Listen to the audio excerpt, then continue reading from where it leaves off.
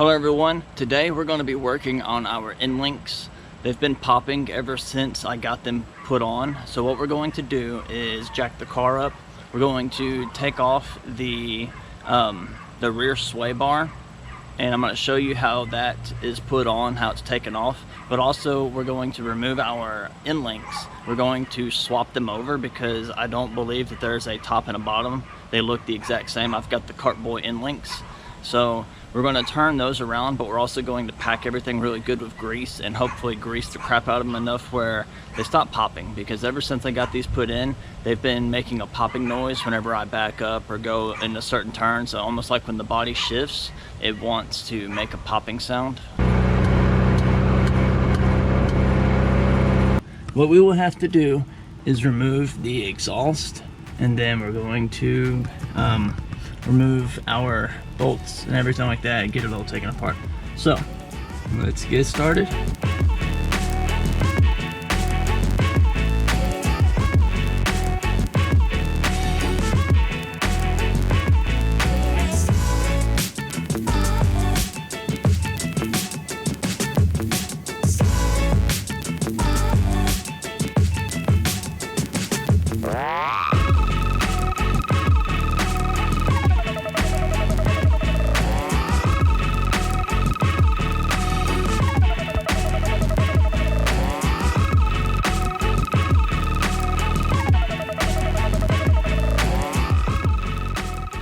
So to take this off, now that we've got everything jacked up, we've got the exhaust out the way completely, so we have all the free space we need.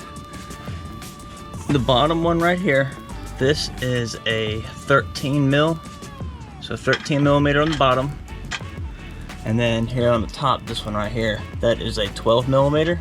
So 13, 12. On the back side of this right here, they are welded in nuts, part of the material, part of the whole bracket, so you don't have to really put anything back here to hold that. Now for the end links, the bottom right here, it is a bolt with a nut, so that's going to be a 14, and you're going to be easier with a deep well 14, and then having a socket or some type of wrench back here. And then on the top, that bolt actually going to the sway bar itself, that is a 17 millimeter, and you're going to have to put a wrench on the back side right here. When you put a wrench back here, and either impact or a socket or whatever you can do right here. So we got 17 millimeter on the top, we got 14 millimeter on the bottom, we got 13 millimeter, and we got 12 millimeter. Let's take all this off, and then we're going to take that side off. After that, we will lower the car down and put it entirely on the ground, and we're going to try and squeeze ourselves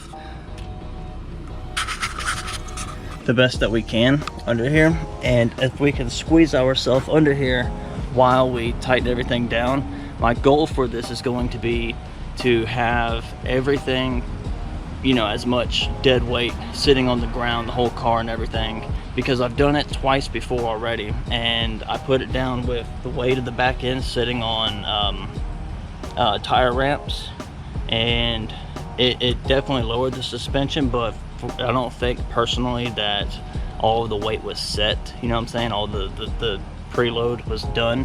Whenever I tightened it all down, then I'm wondering if maybe that's part of why everything's popping.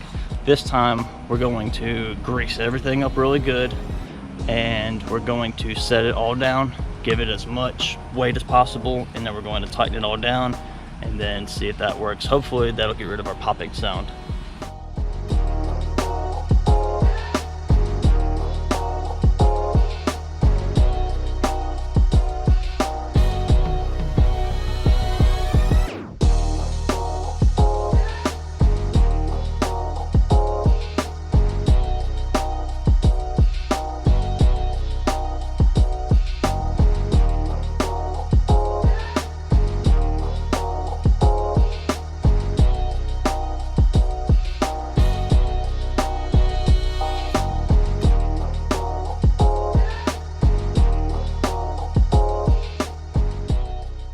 let's talk sway bars for a moment before we get any further. This is the stock OEM sway bar from the rear for a 2020 STI. Now, these are your keepers, which we have keepers on the new one, and it prevents a lot of movement from side to side.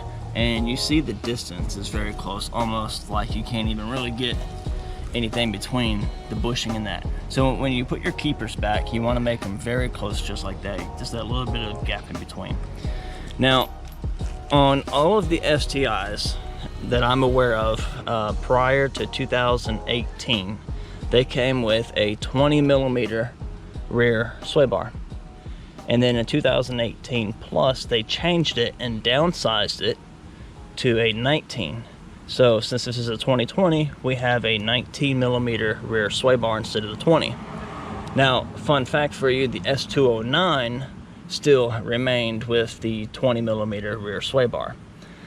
So the rear end links here upgraded from the factory OEM ones to the Kartboy, and you can see a tremendous difference in the thickness, side-by-side comparison. Alright, there is a massive difference between that, and that gives a lot of rigidity, a lot more stiffness, but also whenever we're upgrading from this sway bar to a thicker one, and we're upgrading that rear suspension and tightening it all up, you know, you start to find those weak links. So the next weak link would be the rear end link. So that's why we went ahead and replaced our rear end links. These rear end links are rebuildable. You can simply push out the insert. Once you push out the insert, let's see if I can do this with one hand here. Nope, I'm gonna set this down right quick. Once you remove the insert, then you have your bushing. The bushing pops apart. It's a two-piece bushing. And then you have just your hollow actual end link. And then Kartboy sells a rebuild kit for this, which comes with, I'm almost certain, new bolts, but I do know for a fact it comes with a new insert and it comes with the new bushings. But I'm almost certain it comes with bolts as well. So that's like $35, maybe $40, probably a little bit more by the time you guys actually see this video.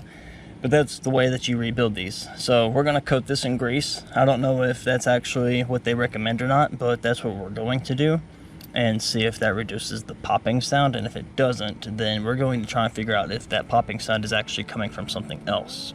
So let's get these greased up and then start to put everything back together.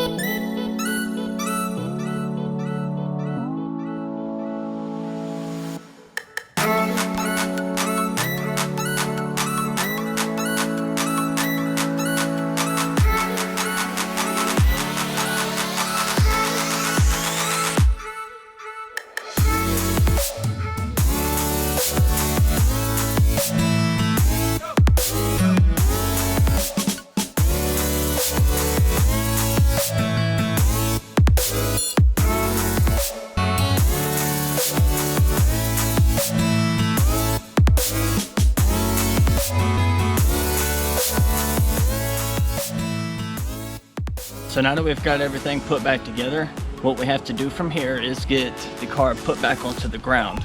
And like I said, I've done this before, and I used the tire ramps, or the car ramps, and I put, you know, the front end of the ground and set the back end on those. And I thought that that was going to work, but I guess maybe not. I don't know if that was part of the problem or not. So just to alleviate that as a potential issue, what we're going to do is completely set the car on the ground like I said earlier, and then we're going to crawl up under here and we're going to tighten everything down. Since we've got it all put back together and you know, finger tight, you can still wiggle everything and move it. So we're going to set it down, let everything fully sit, full weight of the car, and then we're going to tighten it all down and crank it and see what happens. And then we'll take it for a test drive. Hopefully we won't have the popping and everything else like we used to.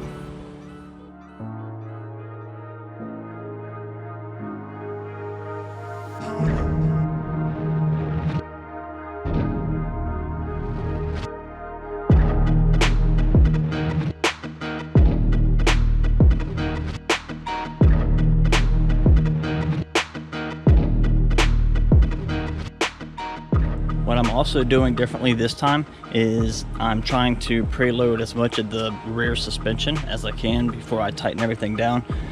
Again, trying just to put as much weight back here as possible. So I went ahead, I put the jack back here. That's like 90 pounds. And then I put both of my 19-inch OEM wheels back here. And that's like 40 pounds, 45 pounds each with the tires. So we're talking, you know, about 180 pounds, 150 pounds of weight back here in the back.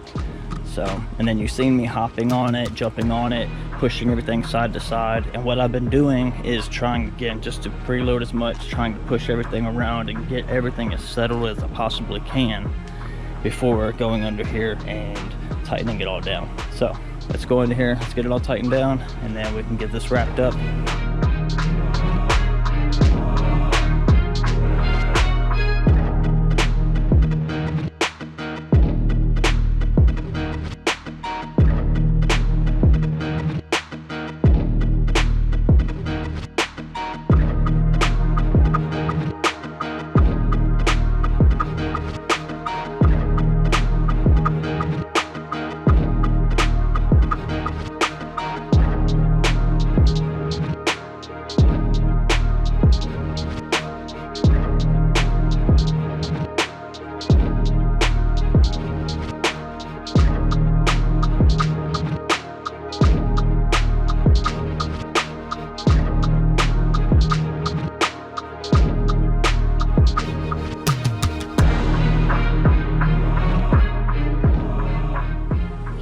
Okay, I'll be honest, that was not as easy as I thought it would be.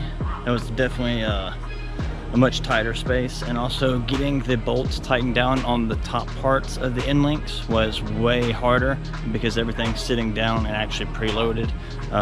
It's definitely a difference, and I can tell a difference already. Now, rather that will actually correlate into how it drives, I don't know yet. So what we have to do, this is the final step, we're going to get everything out of the trunk, put all that back up. We're going to jack the car back up one more time and get it, you know, once we get it, the exhaust put back on and everything, then we will get everything cleaned up. We're going to go for a test drive and see if that actually has fixed the problem.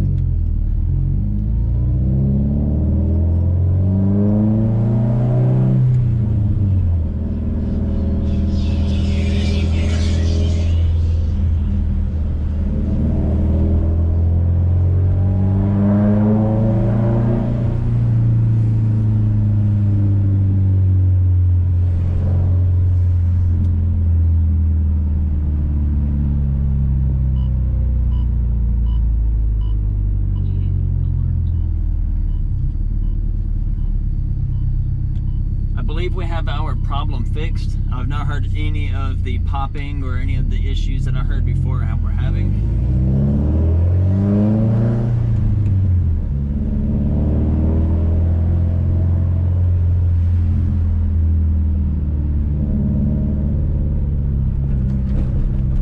Oh yeah, even going over the train tracks like that, I was having a lot of popping and I could just hear it constantly.